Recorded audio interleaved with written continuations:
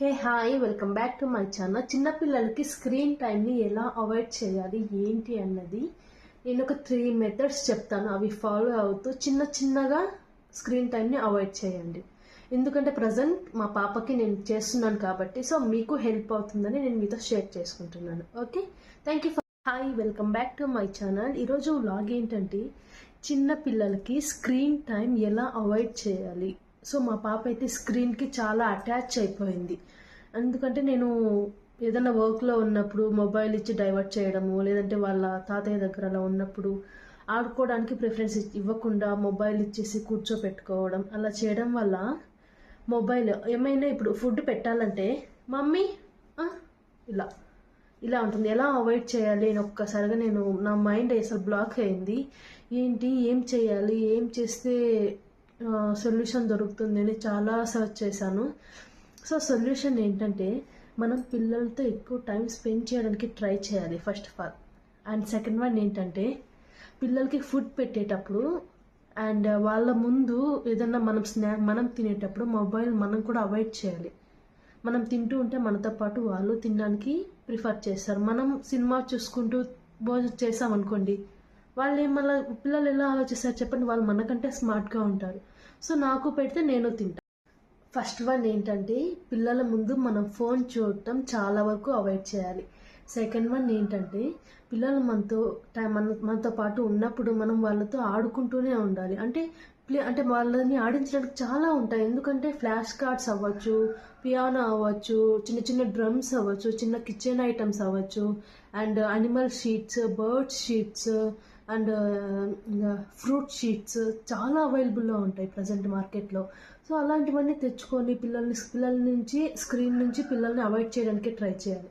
ఇంకోటి ఏంటంటే third one, మనం కూడా పిల్లలు మన దగ్గరకు వచ్చినప్పుడు రీల్స్ చూస్తూ వాళ్ళతో టైం స్పెండ్ చేయడము, రీల్స్ చూస్తూ వాళ్ళతో మాట్లాడడం అలా అస్సలు చేయకూడదు.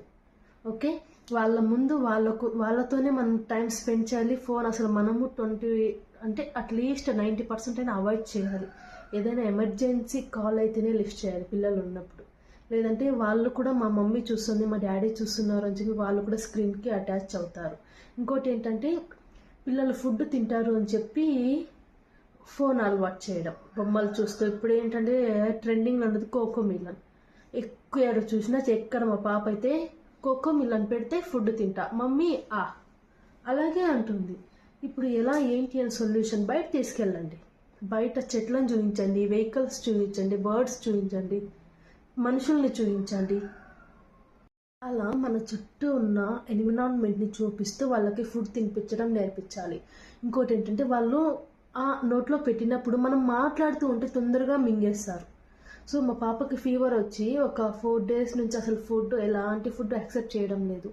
అంటే లిక్విడ్, అంటే ఏదైనా జ్యూస్ అవ్వచ్చు అండ్ మిల్క్, అవి మాత్రమే ప్రిఫర్ చేస్తుంది. సో పిల్లలు కొంతమంది అలా కూడా ఉంటారు. వాళ్ళకి ఏంటంటే డాక్టర్ని కన్సల్ట్ అయితే పిల్లలకి ఆకలి అవ్వడానికి కూడా సిరప్ అనేది ప్రొవైడ్ చేస్తారు. మా పాపకి ఆకలి చాలా తక్కువ. అలాంటి ప్రాబ్లం నేను చాలా ఫేస్ చేశాను కాబట్టి నేను మీతో చెప్తున్నాను.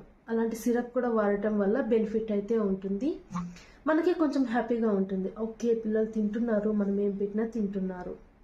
ఇంకోటి ఏంటంటే ప్రొమోగనేట్. ప్రజెంట్ సిచ్యువేషన్ ఐరన్ పిల్లలకి చాలా బ్లడ్ తక్కువ అనే ఇవి కూడా ఉంటాయి. ఎందుకంటే నా గురించి నేను ఇప్పుడు షేర్ చేసుకుంటున్నాను.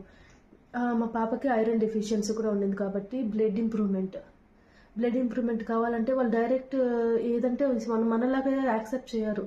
సో ఇప్పుడు ఇక్కడ చూడండి, బ్యాక్ సైడ్ ప్రొమోగనేట్ జ్యూస్, అది ఓపెన్ చేసే పెట్టాలి. వాళ్ళకి ఫీడ్ చేయాలి అన్నప్పుడు క్లోజ్ చేయాలి, తాపించాలి. ఎందుకంటే బాటిల్లోనే ఉండటం వల్ల ఆ జ్యూస్ అనేది కొంచెం పుల్లగా అవుతుంది. అలా అయినప్పుడు వాళ్ళు యాక్సెప్ట్ చేయరు. సో అది తీసుకోవడానికి కూడా వాళ్ళకి తెలియకుండానే ఇవ్వాలి. అండ్ పాలకూర, చిన్న పాన్ కేక్స్, క్యారెట్